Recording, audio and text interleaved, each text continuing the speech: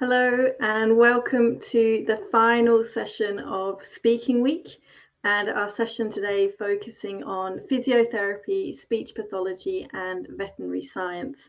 And we're streaming live to both at official OET and Facebook and YouTube pages, so hello to everyone joining there today.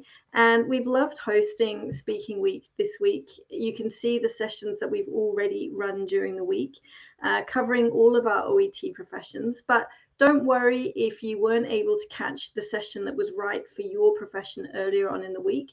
Today we'll still cover lots of tips and strategies that apply to all the OET professions. So do stick around, do get involved. I'm sure you'll find it a useful session. If you are a physio, a speech pathologist or a vet, it would be lovely to know that in the chat. So do let me know your profession in the chat, and we'll pick up on who's joining us tonight from that.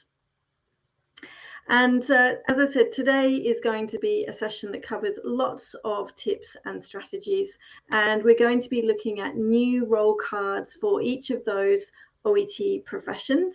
We're also going to listen to some real candidates completing these role plays as part of their preparation for their OET speaking tests.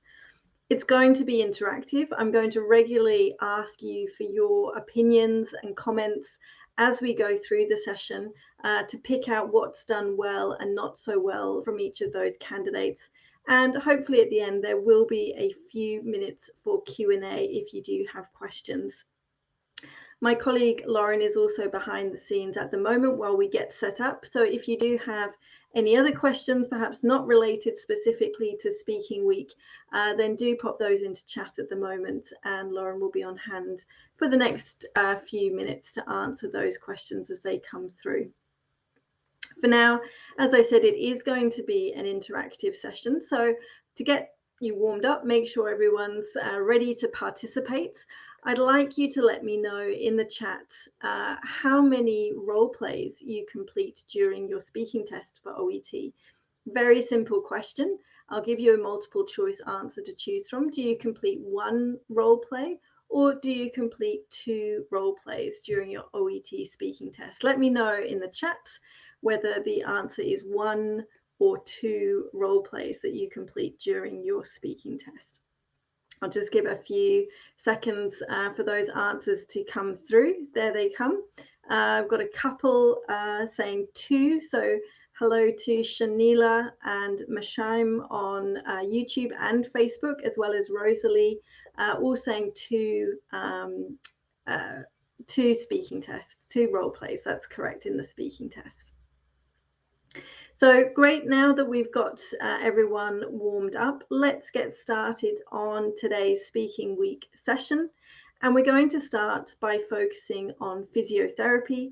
Then we'll move into speech pathology and finish up with veterinary science. But regardless of whether these role cards specifically relate to your OET profession, please do stick around. I'm sure you're going to find the comments looking at what's done well and not so well in different examples of role plays really apply to your profession.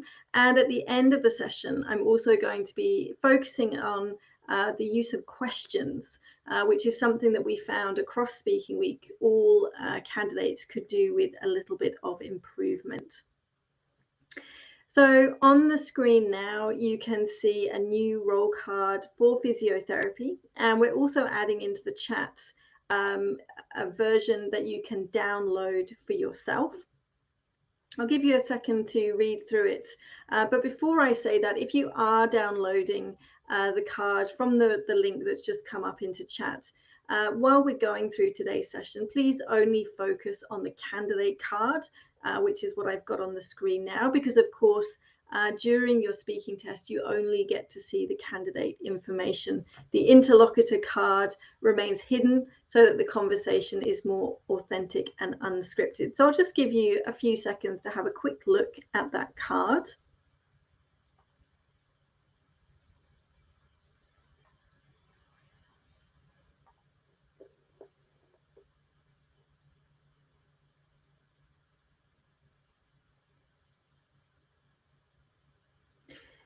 All right, and then what I'd like you to tell me is before each role play in your test, you're given 3 minutes to prepare. And I'd like to know what you think are good things to do in that 3 minutes preparation time. What do you think are helpful things to do to make sure that you are making the most of that time so that when the role play starts, you're able to start confidently and fluently. There are many different things that you could say. So let me know in chat anything that you think is particularly helpful to do in your preparation time.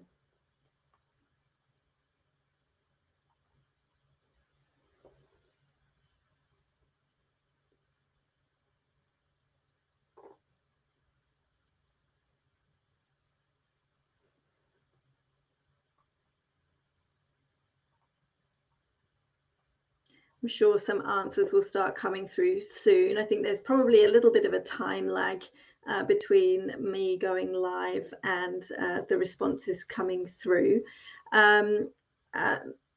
Kingford saying you're not able to see the role play. Well, you can download your own version. If you look in the chat, you're on YouTube. If you look in the comments box, you'll find the link to that card in YouTube. Mashaim is saying, make notes, underlining important points. Kenny, similar ideas, highlighting key words. Yes, those are both good ideas. And whatever you do during your preparation time, I'm going to make some suggestions coming up in a second. But whatever you do, it's good to be methodical and to use your time wisely. And we're going to talk through this card as an example of what to do for any card, for any profession. So first of all, it's important to look at the setting at the top of the card. And this is a small piece of information, but it is still quite significant because it tells you how serious or routine the situation is, whether the patient is visiting you where you work in a clinic setting, or the patient has been admitted to hospital, or perhaps you're visiting them in an aged care home. It can even tell you something about the age of the patient. So, for example, if the setting is a children's ward or an aged care home, you're already getting an idea of how old the patient is likely to be. And you won't need to say anything about the setting in the role play itself, but paying attention to it is an important tool to help you visualize the conversation that you are about to have. In this card, the setting is private physiotherapy clinic. The next part of the card to pay attention to is the background information, and this will always give you details of the patient's age and the healthcare reason for the conversation. But official OET role cards will never give you the patient's gender or give you a name for the patient, and there is an important reason for that. All OET role cards are written to be genderless, and that means on test day, your patient's gender is decided by the gender of your interlocutor. If you have a male interlocutor, then your patient is male, and the same if female interlocutor, your patient will be female. The background information will also tell you if you are speaking to the patient themselves or a relative of the patient.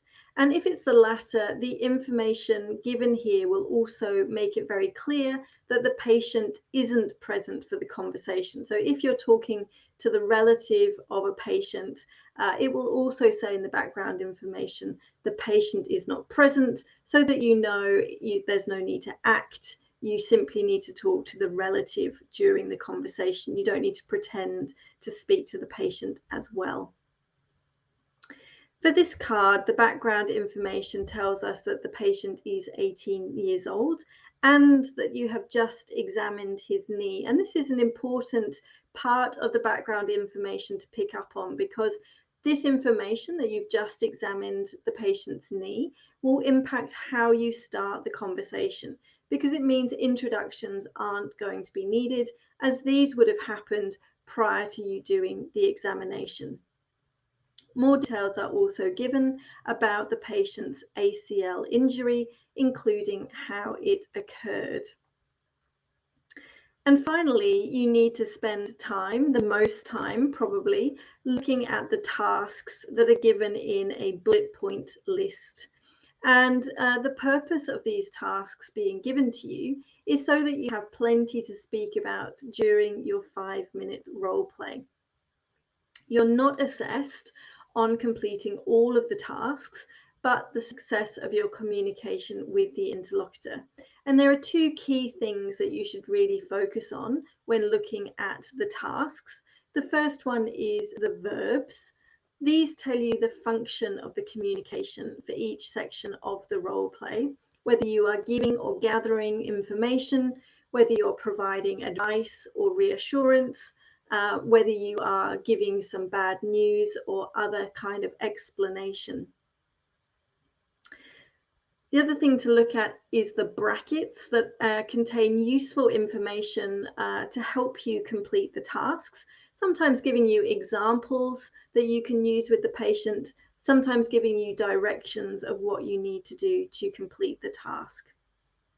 And the tasks on this card balance gathering information about how the patient's injury occurred with giving information about the treatment process, as well as encouraging the patient about the likelihood of recovery.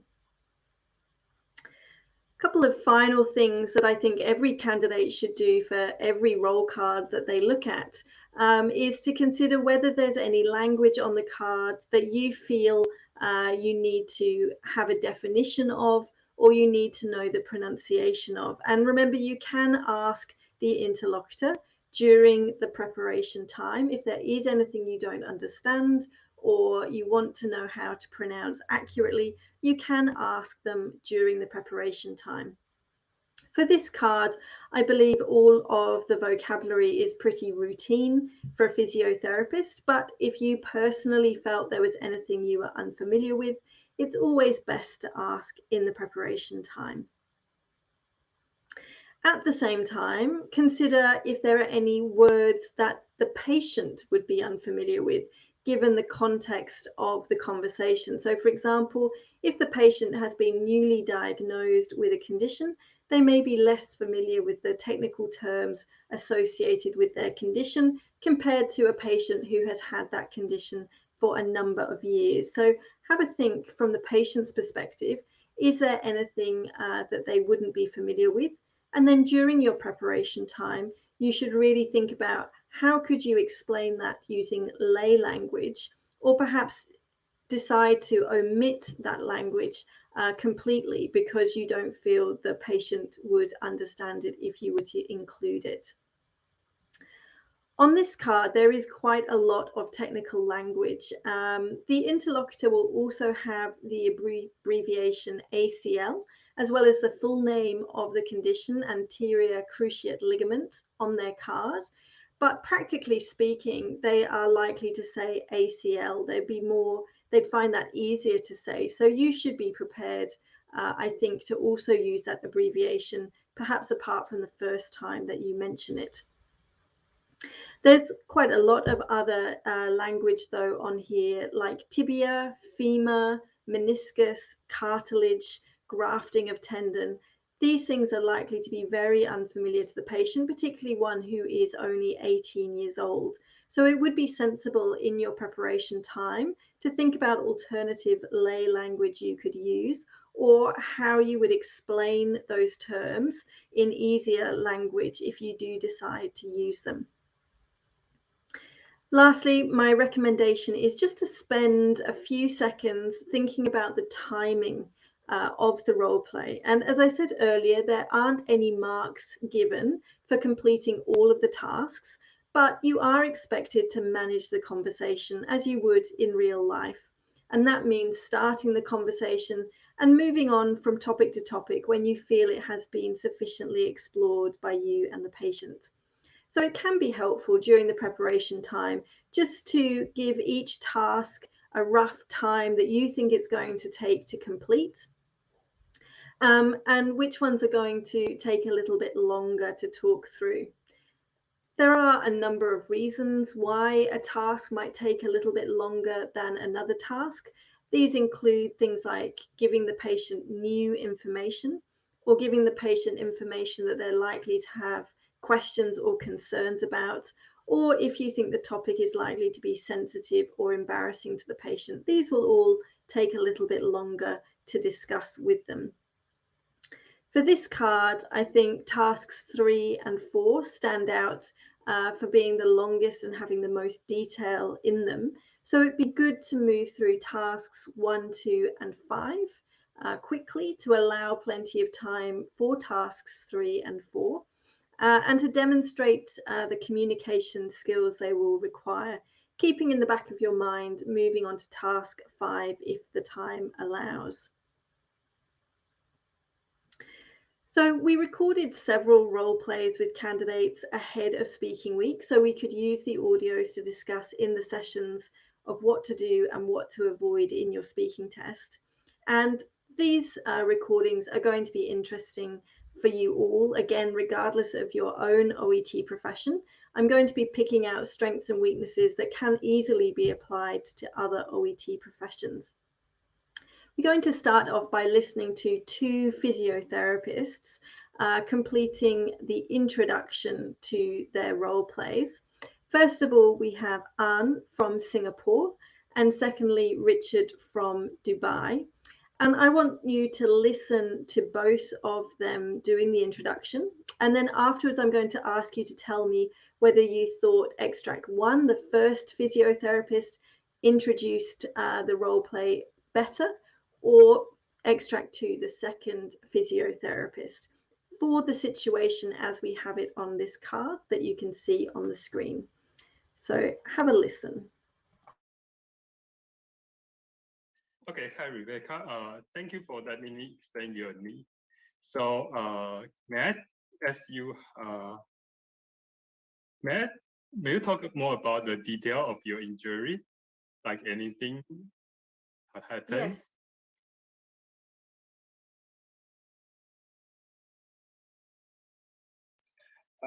Good morning.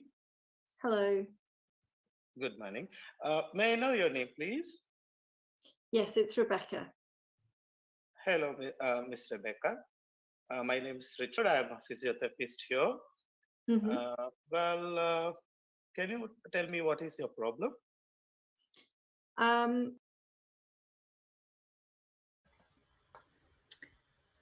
There we go. So those were the 2 physiotherapists completing the introduction. What did you think? Can you tell me which of the physiotherapists you thought did that more successfully? The first physiotherapist or the second physiotherapist? We've got 1 suggestion for physiotherapist number 2 coming through.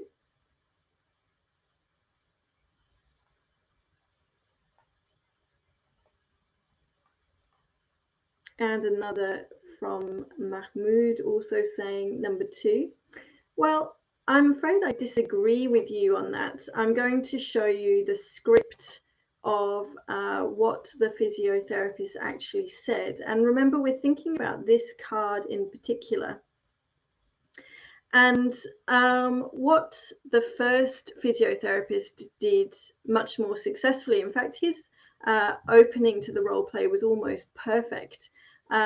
He made good use of the background information and asked what name he should use for the patient during the preparation time.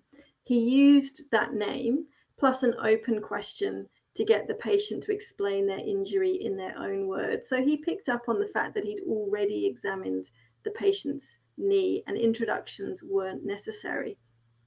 On the other hand, the second physiotherapist missed that opportunity. He missed the fact that it said on the card that you've just examined the patient's knee, and so started with introductions. And his open question here also sounds a little rude. What is your problem? It would have been perhaps more polite, sounded better if he'd said, can you tell me about your injured knee?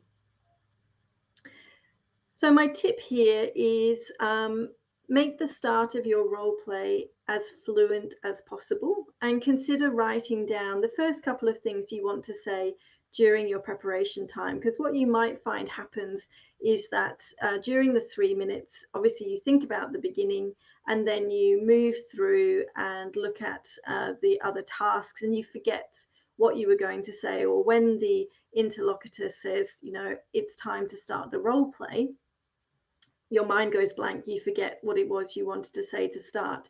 If you've got it written down, this should help prevent nerves getting in the way in the beginning of the role play, or if your mind goes blank, as I said, you can look at your notes and see what it was that you thought would be a good idea to start.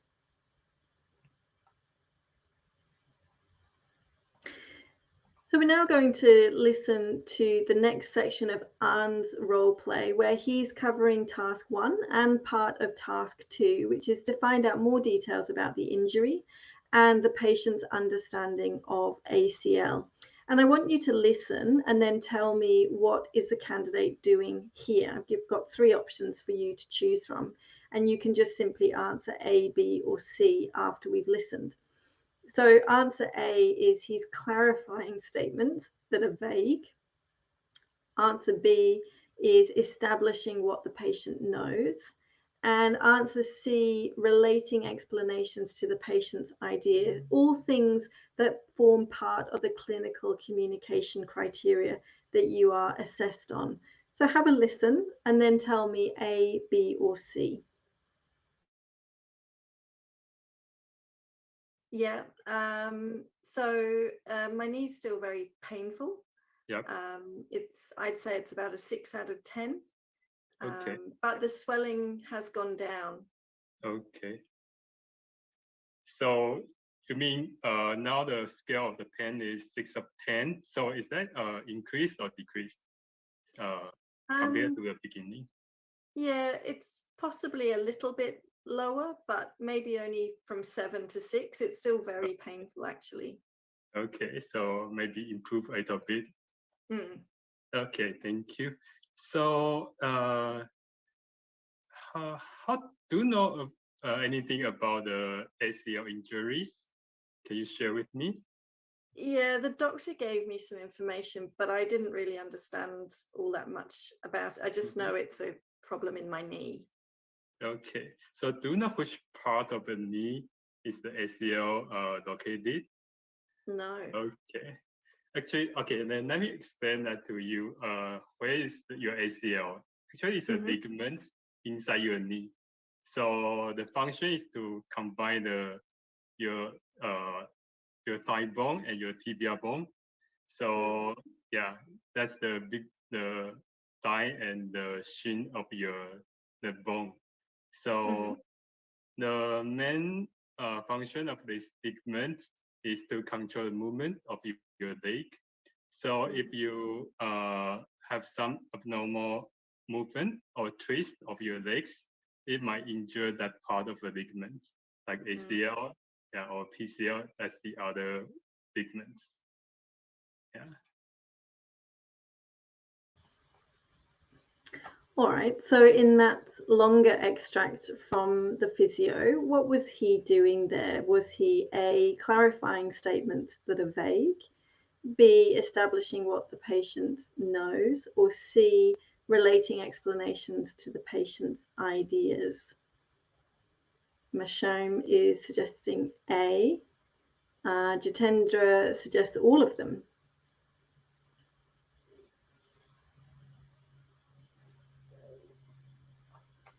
Let's have a look at the script. And in fact, there were no wrong answers here, because I think the physio was doing all of those things in this response. His explanation at the end of the ACL could have been a little bit more fluent, but he does make an effort to use or correct the language he uses to be familiar to the patient.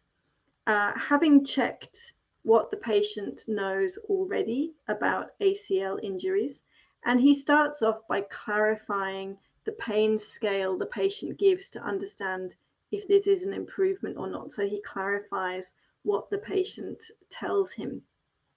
So he's actually doing all three things there. And my tip here is when you're thinking about the assessment criteria that the assessors use to score you on, don't just think about them as individual items that you can attempt to tick off one by one. Successful communication will cover a number of the descriptors in the same piece of speech.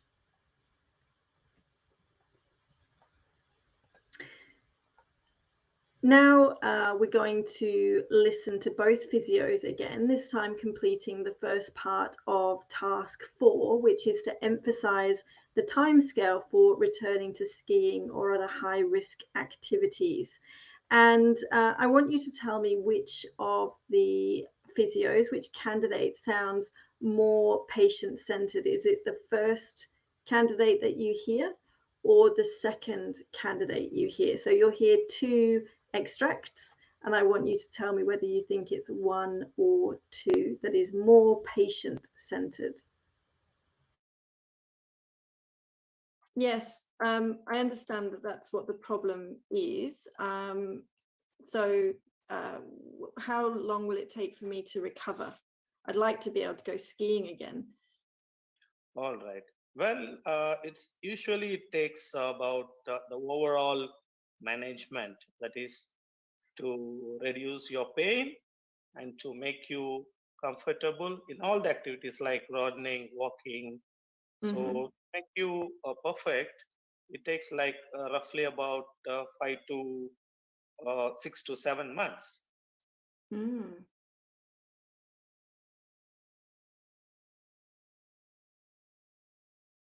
Yes, I'm really keen. So thank you for all of that information.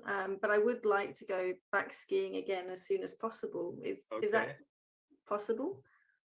It will minimum take like 6 to 7 months after the ACL surgery. So it takes time, but with good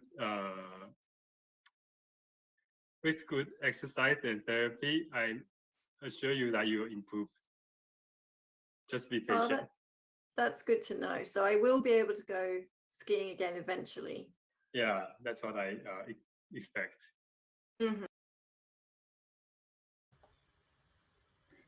All right. So which candidate did you think was more patient-centered, was more speaking more appropriately to the patient in that part of the conversation? Did you think it was Physio 1 or Physio 2?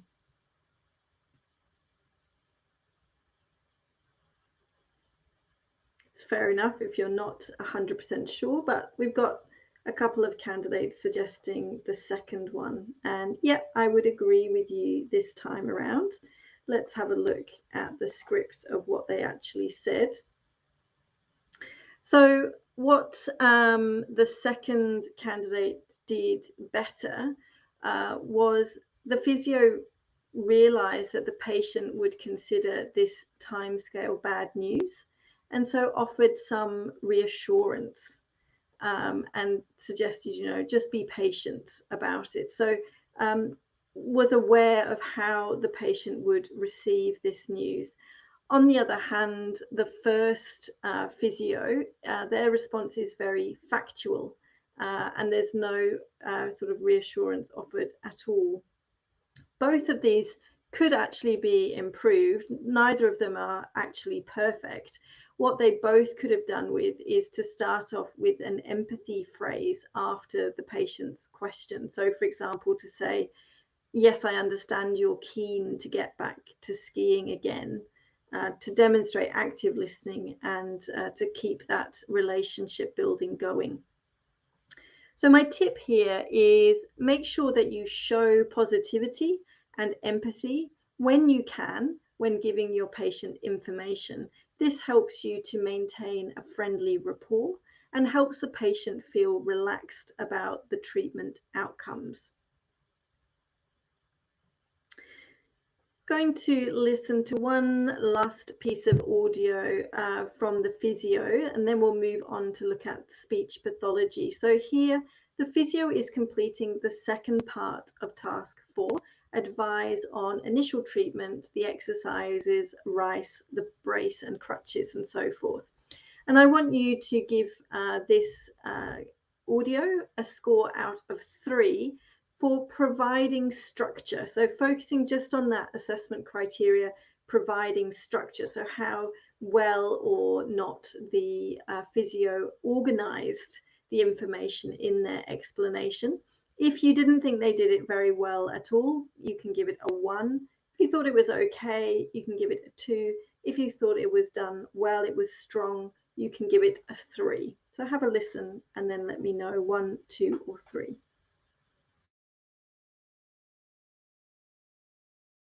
We usually divide that into 3 levels: level 1 or phase 1, phase 2, and phase 3 rehabilitation.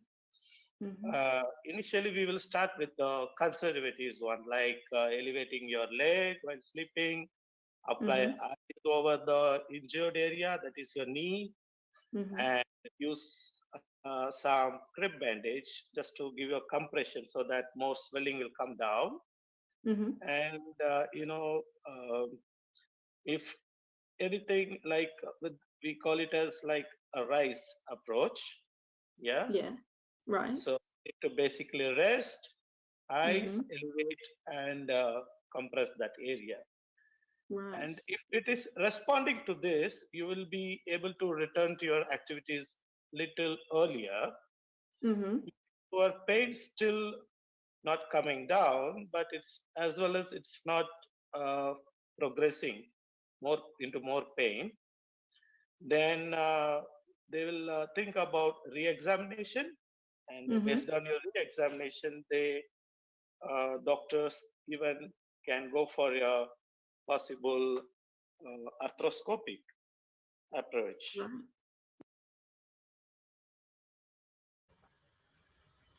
What did you think of providing structure in that response? Was that done strongly, which would be a 3, poorly or weakly, that would be a 1, or just okay, that would be a 2?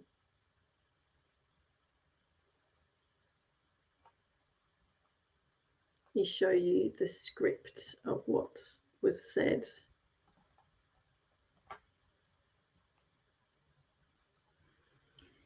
I'd say that for providing structure, this was probably between a 2 and a 3. There were things that could have been done better, but what the physio does fairly well here is uses some structuring language. So he mentions that they can be divided into 3 levels. He uses, initially we will start with to talk about the phase 1 approaches. And then he talks about phase 2 approaches a little bit later. I think he could have structured it even better by introducing rice from the beginning rather than talking about all the conservative options and then saying, and that's what we call rice. It perhaps could have been more effective if he'd introduced rice and then explained what that meant the other way around. And what he didn't do very well here really was properly checking with the patient that they had understood the phase 1 options before continuing on or offering the phase 2 options. So my tip here for providing structure is try not to cover too much ground before involving the patient by asking them if they've understood, if they have any concerns or thoughts about what you have just said.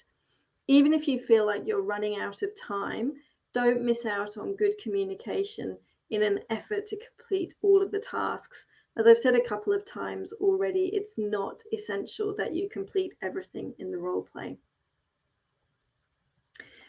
So overall, thinking about the performance of our 2 physiotherapists, the first physiotherapist, sample 1, was stronger than sample 2 on balance. The first physio strengths included the way he made use of lay language, that it would have been more familiar to the patient. His pronunciation was clear, the pace of his speech was good, particularly when explaining something new. He still had some areas to work on. it was clear that he was reading a little bit too much from the card. Perhaps he hadn't made best use of his preparation time to understand the information given in brackets, which meant that he was reading things a little bit later on in the role play. The second physiotherapist's strengths were that he showed active listening to the patient, and he did make some good attempts, as we just saw, at structuring explanations. He needs to work on using the role card information to make sure he starts the role play appropriately and to choose language that would be familiar for the patient. But for both of them, with a bit of work on those weaknesses, they'd then be ready for their speaking test. We're going to move on now to talk about speech pathology, and hopefully there are some speech pathologists listening in, or if not, they'll pick up on it from the recording. But again, those of you who are not speech pathologists, I think you'll still find some interesting aspects to this part of the session, particularly because we have to focus on very high levels of language here for speech pathology. The requirements for speech pathologists are usually that they need A grades, so something that is 450 or higher. So obviously, if you're aiming for something as an A grade, you need to have a higher degree of perfection. So some interesting points coming up from speech pathology. But for now, I'll show you on the screen the new card that is being released for speech pathology. All of these cards will be added to the website early next week. We've done a whole week of live sessions, and we were waiting for today's session to go live before we added all of the role cards to the website so we could introduce them first to candidates. But it's there now in the chat if you want to download your own copy of the card to look at. And as a reminder of our earlier conversation, I'm just going to look at a few things on this card to remember what the best way of using your preparation time is. So first of all, looking at the setting at the top of the card, and it's most common for speech pathology settings to be at the speech pathology clinic. But a hospital or aged care setting is also a possibility, and you should be prepared for both routine and more urgent scenarios. In this case, the setting is the standard speech pathology clinic. Second of all, to look at the background information, and in this section, as you'll remember, we're looking for details of the patient's age and their healthcare reason for the conversation, as well as whether we're speaking to the patient themselves or a relative of the patient. And for this card, the background information tells us that you are speaking to the parent of a 12-year-old boy. And as I mentioned earlier, the card clearly mentions that the child is not present. So you can be really clear that you are just speaking to the parent during the role play. You don't need to pretend that the boy is also there in your conversation. We also find out that the patient has cerebral palsy and specific difficulties with saliva control or drooling. So it is clear that you are meeting the parent for the first time. So you will need to use introductions for this role play. And finally, to think about the tasks for this card, which are given as a bullet point list, and thinking about the verbs that explain what you need to do for each task, as well as the brackets, which give you additional examples you can make use of. Thinking about those three key questions that I mentioned before, are there any words on the card that you would want defined or pronounced? For this card, I think speech pathologists would be very familiar with the language, so there's nothing particularly tricky here. But in terms of what the parent might be familiar with, I think there are a few technical terms on this card. So for example, spastic quadriplegia, which is given as the alternative name for cerebral palsy, I think the parent would not be familiar with that as a term. So I would stick to cerebral palsy. But also salivary glands is probably a less familiar term that you could consider thinking of an alternative way of saying. In terms of the timing for this card, I think tasks 1 and 2 will be fairly straightforward to complete. So moving through these fairly quickly and to allow yourself to demonstrate more of the complex communication skills that will be needed for tasks 3 and 4. Keeping in mind you want to reserve a little bit of time if possible for task 5, but also knowing that if you don't get there, you're not going to be penalised for not having completed everything on the card. So we recorded one speech pathology role play with Melissa from South Africa. And again, I'm going to play you just the beginning of the role play, and compared to the card, as you can see it on the screen, I want you to let me know in the chat whether you think the opening that she did for this role play was appropriate or not. Good afternoon, Shakana. It's lovely to meet you. My name is Melissa Hazel and I'm the speech therapist. I believe you're here to see me about your son. Do you want to tell me a little bit more about why you've come?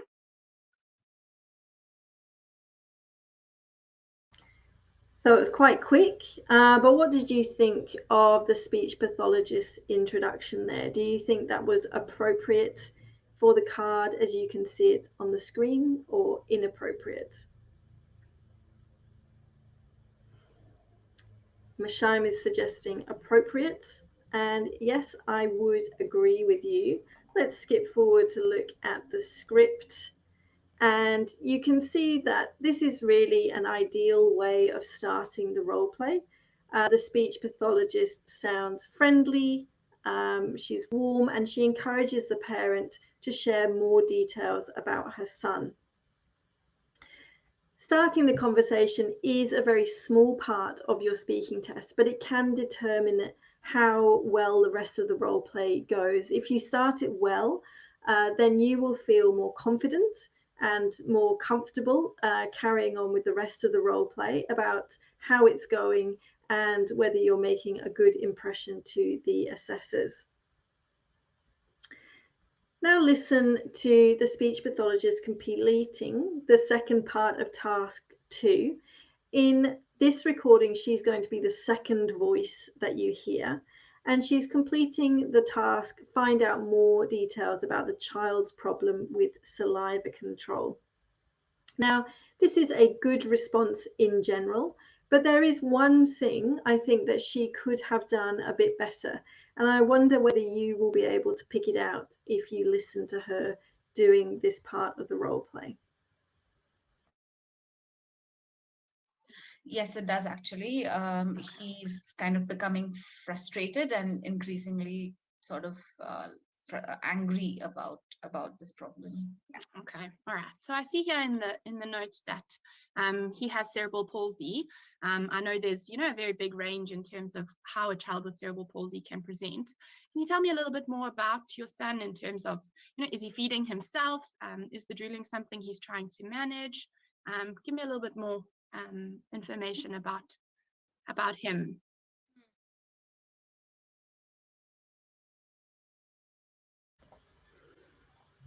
All right, could anybody pick it out? The one thing I think the speech pathologist could have done a bit better in this response to the parent. Suggestion that she jumbled the questions, possibly. Wasn't particularly what I was thinking about. So let's look at the script and I can point out what I think could have been done better. So what I think, or what I was saying earlier, is that for speech pathologists, the scores required by the regulators that accept OET results require them to get A grades, and that means it's not enough just to be good. In many cases, they're really looking for excellence. And here, what I think the candidate misses an opportunity to do is to pick up on the parent's cues and show some empathy. So the parent has just mentioned that their son is becoming frustrated and increasingly angry about the problem. And the speech pathologist response is a bit inadequate. Okay, all right. That doesn't really show empathy or acknowledgement of the parent and the son's frustrations. So what I would suggest she could have done to expand that response, she could have kept okay, all right, but just added a few more words, something like, that's an understandable response from your son, and hopefully we can improve it with some treatment options. So just acknowledging that frustration rather than sort of dismissing it, which is what it sounds like with the okay, all right, and moving on. Is a missed opportunity there, and it impacts what's otherwise a good response.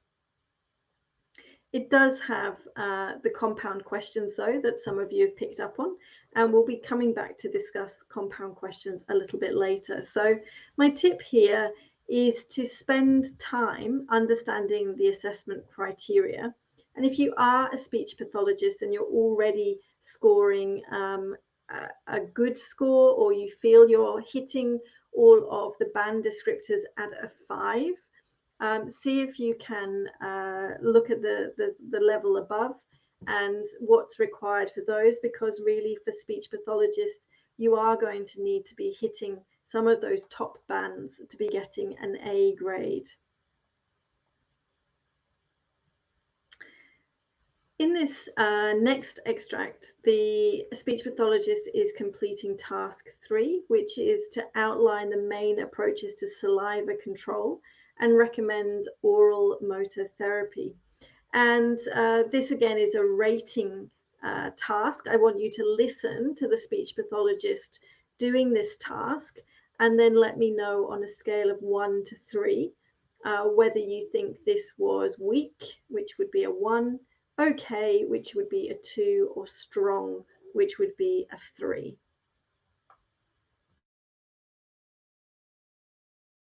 So he has quite a lot of support. That's great. Okay, so you're in the right place. Your doctor sent you to me to kind of, give you some ideas about how we can manage that drooling. So there's a lot of different approaches to managing drooling. Some approaches are more medical, so medications that are available. There are surgical options available. And then more kind of in my line of work would be the oral motor therapy. So we can do some exercises and try and improve the mobility of his articulators, improve the awareness that he has of that drool and how to manage it, improve coordination and strength, all of the kind of the underlying reason for why he might be having some difficulties with drooling.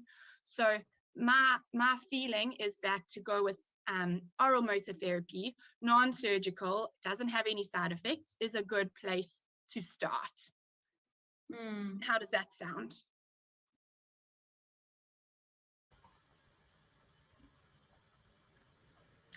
All right, what are your thoughts and opinions for the completion of that task? She obviously sounds very confident, very comfortable, very fluent.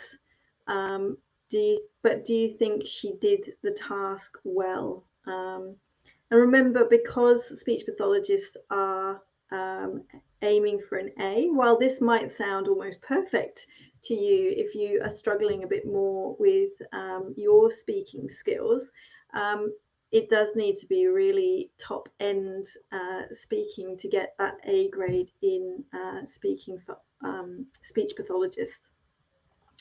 Let's look at the script, and I can point out some of those things that she does well, which are good examples for the rest of you to follow. But also I think a few things that she could have done a bit better. For me, I think as a speech pathologist, I think this is probably a 2. So the things that I think are done well are the positivity about being in the right place at the start of the response. She does some examples of signposting, so talking about different types of treatment that are available. She also checks with the parents how they feel about what has been said. What I think, again, there were some missed opportunities here. What I think she could have done a little bit better was finding out from the parent whether they already know anything about oral motor therapy before continuing straight on to explain it. And also, I think this term, mobility of his articulators, wouldn't be something the parent would understand. So I think that was a phrase that should have been avoided.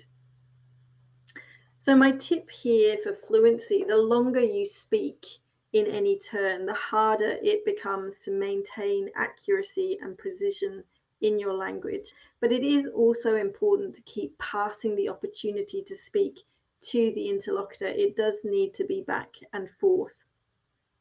Even if you do have the fluency, like this speech pathologist does, to speak for longer, remember to keep checking in with the parent or patient, whichever it is, to make sure they are comfortable and understanding what you are saying.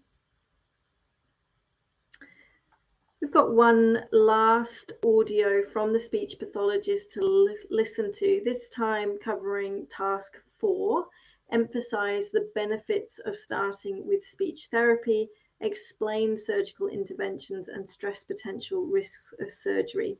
And I want you to let me know what you think the speech pathologist is doing here. Is it A, relationship building? Is it B, providing structure? Or is it C, information giving? What do you think she is doing here? Okay, so that makes sense. You know, we often think that, you know, surgery is a better fix, and there are benefits to surgery, but there are also a lot of risks associated with surgery. So what they would do in the surgery is they might remove or reposition the salivary glands. The problem with that is you often end up going the other way, and you might end up with a very dry mouth, you know, which is then the opposite of the drooling. We can end up with dental problems, dental decay, because the saliva actually plays a role. There can be hearing loss or taste loss as a result of nerve damage that happens during those surgeries. Whereas speech therapy is conservative, it's less invasive, so we can always keep surgery on the back burner. But to start with something, you know, less invasive and a little bit, you know, without those added risks, is often a better plan.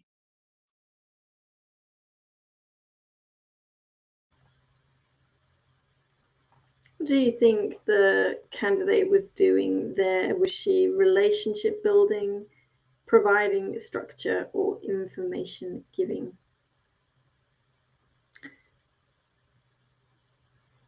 Yes, it's easy to see why you might think it's information giving.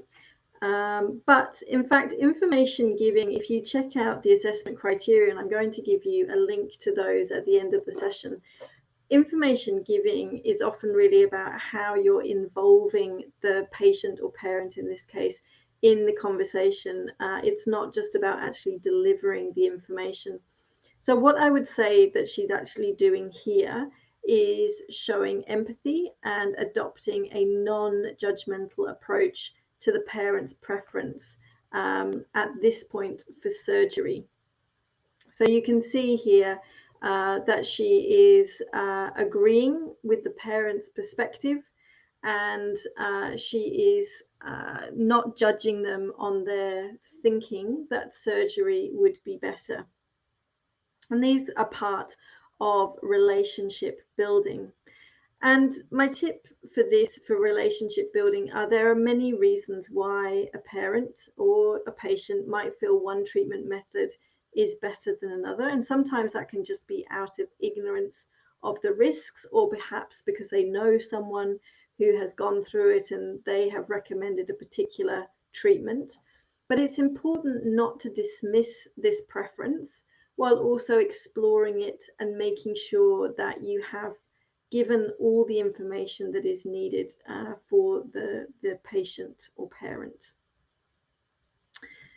So overall, I would say Melissa completed the role play strongly. She was able to use signposted and good range of appropriate vocabulary, as well as having confidence to respond to the parent and include them in her conversation.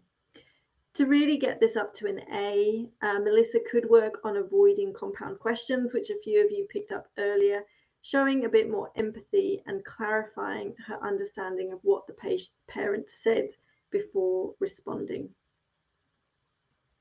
So we're going to look at one more profession today, and this is vets. And so this makes for a slightly different discussion.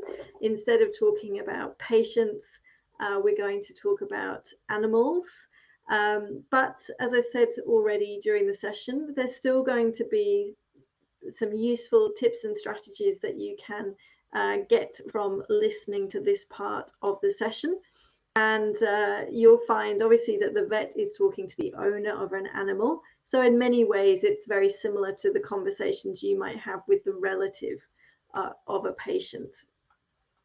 So I'm going to put up on the screen now and into the chat box the new Veterinary Science roll card that we are going to release early next week on the OET website.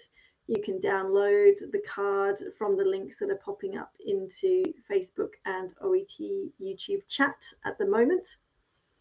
And we're going to just quickly run through this card as well, picking out some of the interesting information. So here, of course, like with the other cards, paying attention to what the setting is.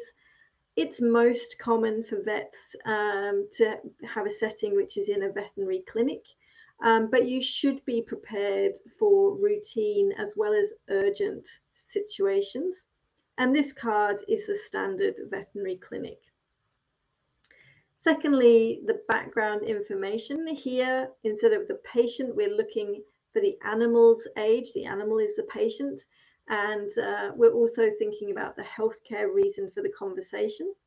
And on this particular card, you can see that we're speaking to the owner of a 13-year-old female cat who you suspect to have a urinary tract infection, a UTI. And you're given more details about what the reason is for the owner bringing in the cat today. There's no suggestion that you've met this animal or their owner before, so introductions would be appropriate in this situation. And finally, spending time with the tasks on the card given to you in bullet points, and making sure you think carefully about the verbs, starting each card so you know what type of communication is expected from you, plus looking at the bracketed information which is there to assist you.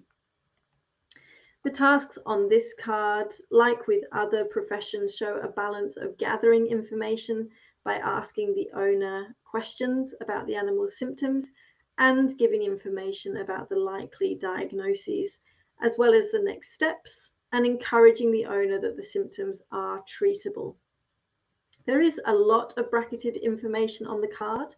So if you find that on the roll card that you are practicing with or on your test day, you might find that underlining the main task words or writing them down if you're taking the test on computer will help you keep track of where you are in the conversation. And remember that the information in brackets is often optional and is there just to help you if you can't think of what to say in this situation. In terms of those key questions that I think every candidate should ask themselves before each roll card, I think all of the words on this card seem fairly routine vocabulary for vets. For the patient, or sorry, the owner in this case, I'm going to struggle with that, I think, in this part of the session. For the owner, they may be unfamiliar with lethargy and urethra, but particularly feline idiopathic cystitis. I'm sure they won't understand that. So you would need to think of alternative ways to introduce those terms or to explain them in lay language. Finally, in terms of how long it takes to complete these tasks, like most cards, the opening tasks are more quick to complete, but the later tasks are a bit more involved. And task 4 on this card certainly has the most content attached to it and would be the most complex to complete. There's most language there that's going to need to be simplified for the owner. So moving through the first 3 tasks more quickly to give you time to do task 4 more fully, and keeping in mind a bit of time for task 5 if possible. So the final candidate we're going to listen to today is a vet, Asma, from the UK. And like with the other professions, I want you to listen to her starting the conversation and then let me know if you think this is appropriate for the situation or not. Good morning. My name is Hello. Dr. Asma. I'm a veterinarian in duty today. How may I call you? Please call me Rebecca. Rebecca, it's nice to see you, Rebecca. Okay, Rebecca, how can I help you today? Well, it's about my cat. She's just stopped using her litter box and I'm not sure why. Okay. Have you observed any other symptoms? Like she doesn't like to eat, maybe?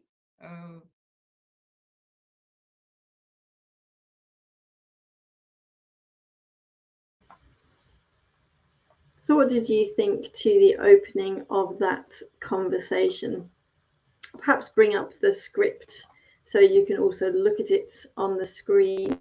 That makes it easier to judge whether you think it is appropriate or not.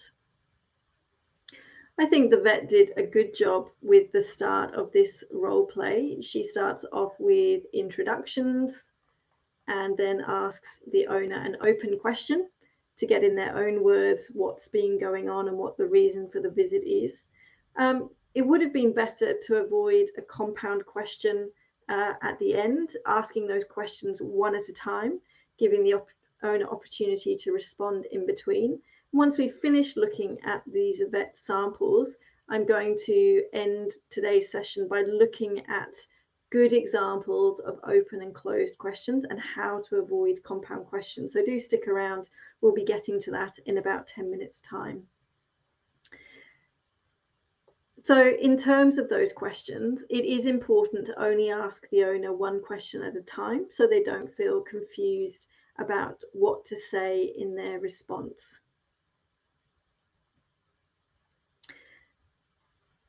Let's listen now to the vet completing task 2, find out relevant details about the cat. And I want you to focus when you're listening on the accuracy of her questions. Do you think they are asked accurately, in which case you can say yes in chat?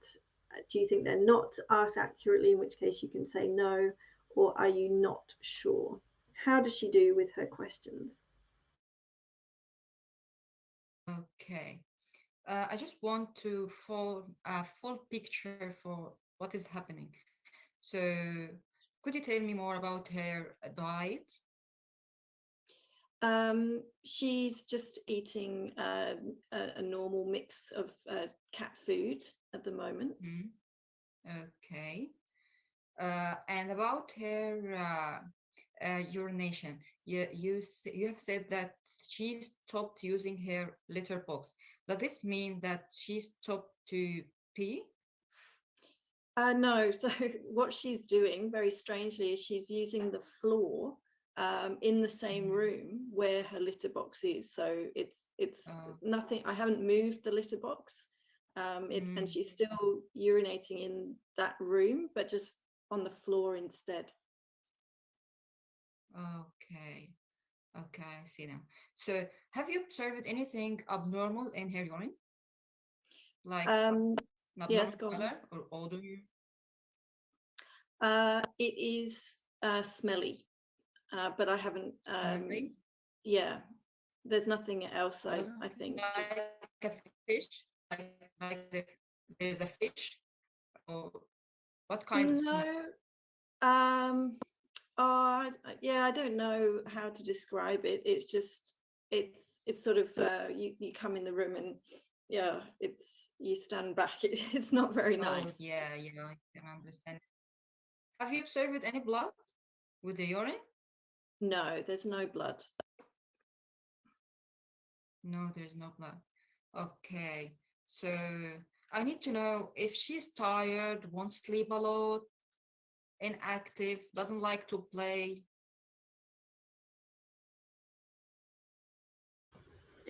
So that was a lot of questions that the vet needed to ask there. Let's look at these in the script. I can pick out some of the things that were done well and maybe other things that could have been improved on. So on the whole, the vet completed these questions well and accurately, and she was actually demonstrating several additional assessment criteria at the same time.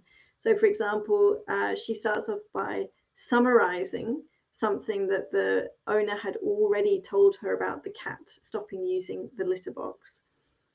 She also shows active listening by echoing some of what the owner says in her response. So repeat some of the words, no, there's no blood. And she also has a go at changing lethargy, as we picked up earlier, into language that would be more familiar to the owner. She perhaps didn't need to explore in quite that much detail for the purposes of the speaking test. The urine smell, that would have saved her a bit of time. But overall, her ability to ask questions was done well. My tip here about the assessment criteria is, while you might think that the task suggests one particular function of communication, it will also be possible to demonstrate other assessment criteria at the same time when you are speaking naturally. Now listen to the vet completing task 4, give a possible diagnosis of UTI. And I want you to have a think about how well she completes this task on a scale of 1 to 3. Do you think it was a very good or a not very good? So it could be, I think in this case, I have a lot of conditions in front of my eyes. So I'd like to went through to go and make further tests, if you are comfortable with this, to confirm our diagnosis, because I think you have said that her urine is smelly, and you have said also that she likes to lick herself. I'm worried if she caught any kind of infection. There are a lot of conditions in our list. So what do you think? Would you like to go through to make further examinations like urine analysis?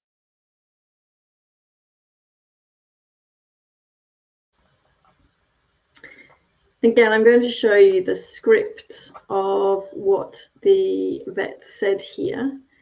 I don't think that she did this very well. This wasn't a really good part of the role play for the vet.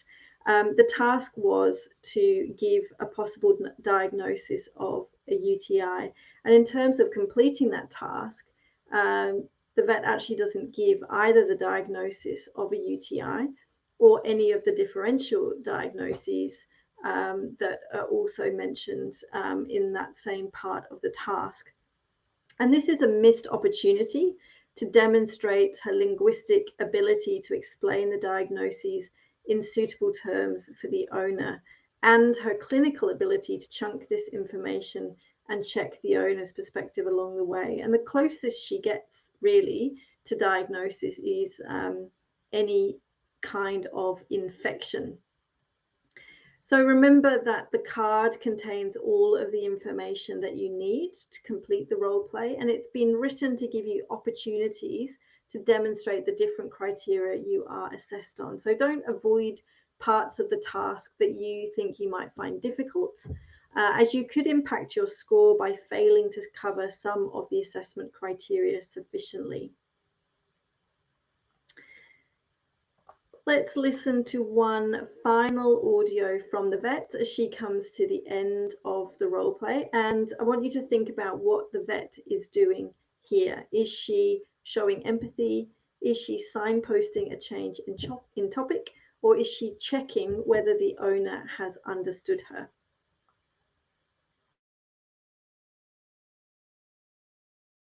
Yes, Is that what you think it might be, that it's some sort of urine infection? Yes, because we have said, as you said earlier, it's smelly. She can't withstand to go to her litter box and urine. So Yeah. I think there's something wrong. But before doing that, I'd like to ask you one more question, if you don't mind. Could you tell me about her spaying? Have you done this or not? Yes, she is spayed. Yeah, she's spayed. Yes. Okay. So now, yeah, I think it would be a good idea to go through the urine analysis and examine her, so we can get a definite answer to all of these questions. So, are you comfortable for this?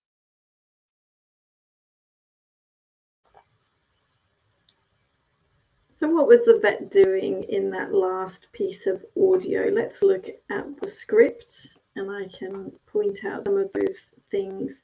So yes, she is signposting a sidestep from her plan. So she's planning to gain the owner's consent for the urine analysis, but she uses the language to signpost that before she does that, she needs to ask another question, which is actually from an earlier part of the card from task 2 that she'd forgotten to ask earlier about whether the cat was spayed or not. It obviously would have been better to have that done at the original part of the roll card, but by using a signpost, the vet helps the owner understand the change in direction. So my tip here for providing structure is when changing topic, make sure you let the patient know by using signpost language like what you can see the vet did, or as other examples, next I'd like to talk to you about, or thank you for that information. Are you okay if I tell you what I think is going on? Overall, Asma would need to do a little bit more work, I think, before she would be ready for her speaking test. She does already have some strengths in the way that she confidently starts the role play. She does have pretty good fluency when speaking and asking questions, but she did have a tendency to go off the card, to use her own ideas, and was sometimes a little bit hesitant when starting to respond. But if she does some work on those areas, she should then feel ready for her test. So we've now looked at 4 samples of physios, speech pathologists and vets completing a role play, and some strengths and weaknesses among them. And in this final part of today's session, as promised, I'm going to talk to you a little bit more about accurate questioning techniques, which is something that all OET professions need to work on. And is something that will come up in every role card. There'll be at least one task which will get you to demonstrate questioning, because it's such an important part of the work that you do as a healthcare professional. So we're going to look at some examples of successful and unsuccessful questions for these role plays that we've looked at tonight.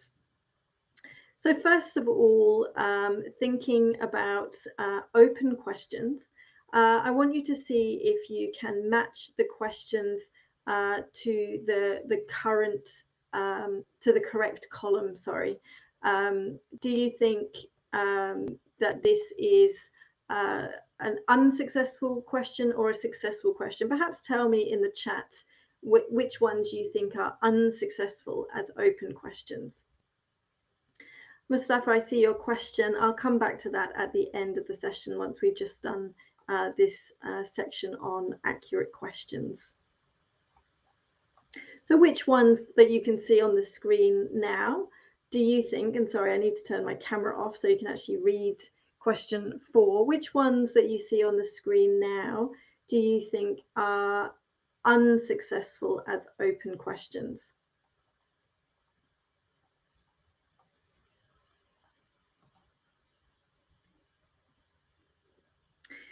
I'm giving you the answers so you can check whether you were thinking correctly. So question 2 and 5 are both unsuccessful as open questions.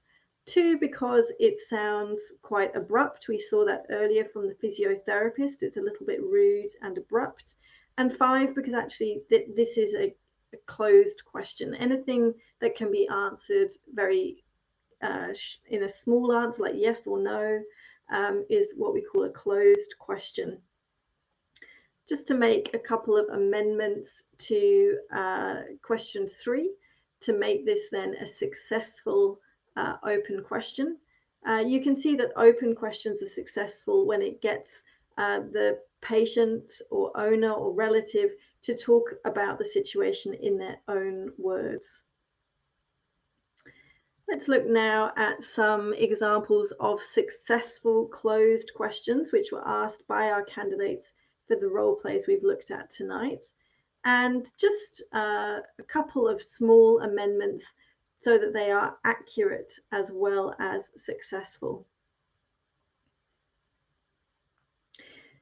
But what we've talked a little bit about tonight, and what I want to focus on now, is unsuccessful closed questions. And often what's happening here is because the questions are either a compound or a leading question. And this is something that comes up in information gathering.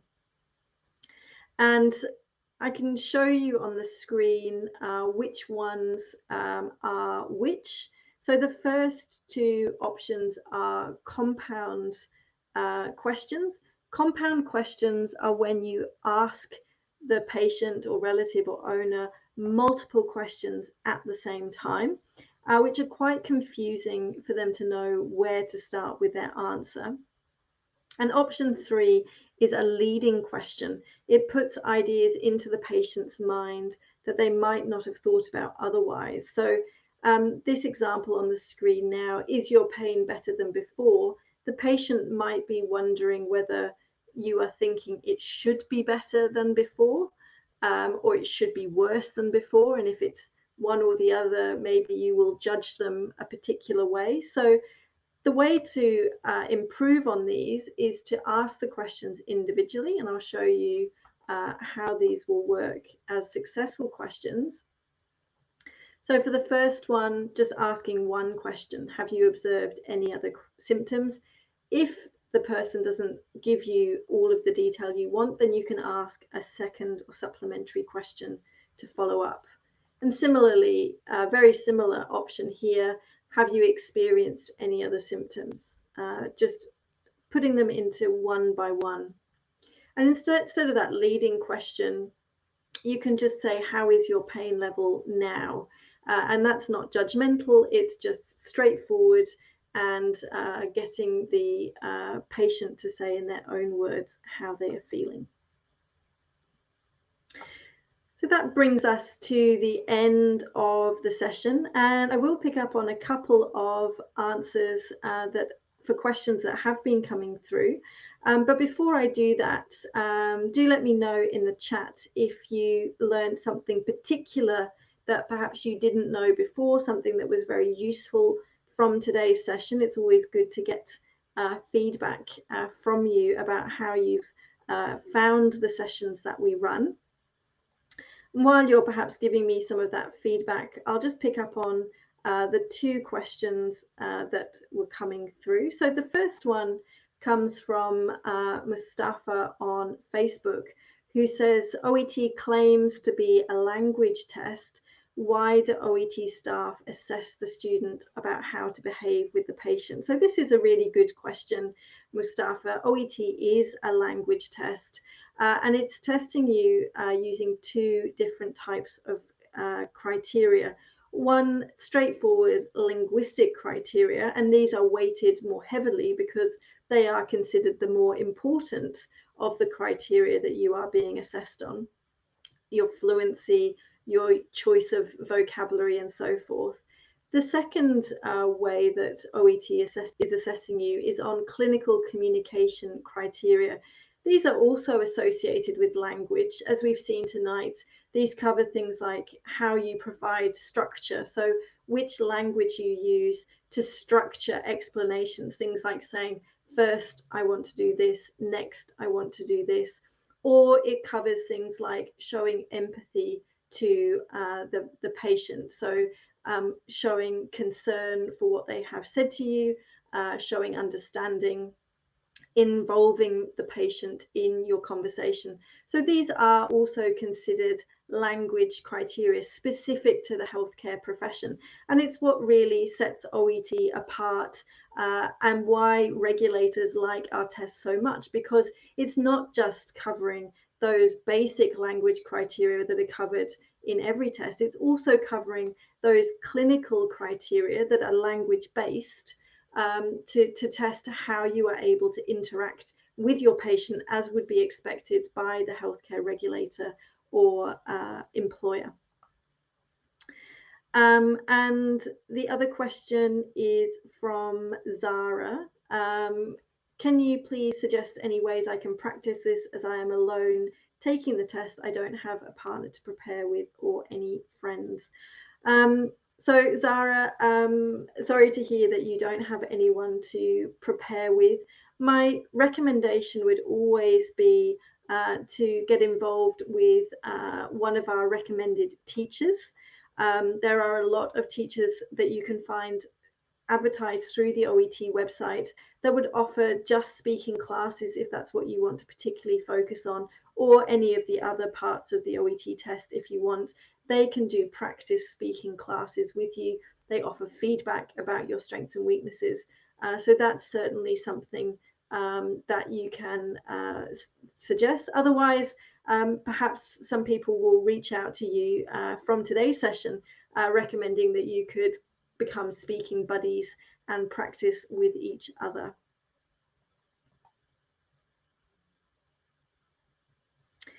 And this last question coming through from Lucas, who is a vet. That's great. I'm really glad to know we had a vet at least present.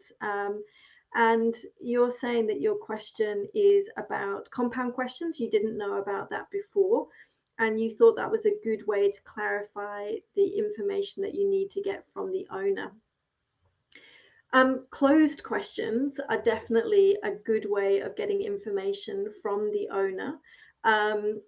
But compound questions, and we saw the vet themselves in today's example using a couple of compound questions.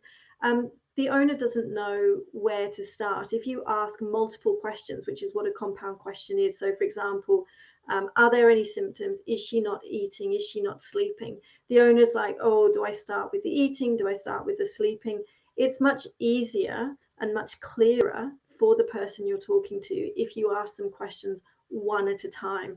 That could be something that you're not familiar with. It might be something that needs a little bit of practice, but it is something that the assessors are looking out for, because it isn't considered a really good strategy to ask compound or leading questions. So I'm glad that was something new for you tonight, and hopefully something that you can work on. So thank you very much for joining me. I recognised some of the names that have been attending multiple sessions from Speaking Week this week. It's been really good to have your company and to offer the sessions this week. As promised, I said I would post at the end the assessment criteria that the assessors are using to score your speaking, and you can see them on the screen now. If you haven't already bookmarked these, or you haven't, sorry, I'll just remove that as well so it's a bit clearer for you to see. If you haven't already bookmarked these, downloaded these, printed these off, I strongly recommend that you do. And then when you try out the roll card yourself, you can reflect on your performance against these assessment criteria and think about where you have strengths and weaknesses. We'll see you all again very soon, and look out for the roll cards being added to the website early next week as sample test 5. Bye for now.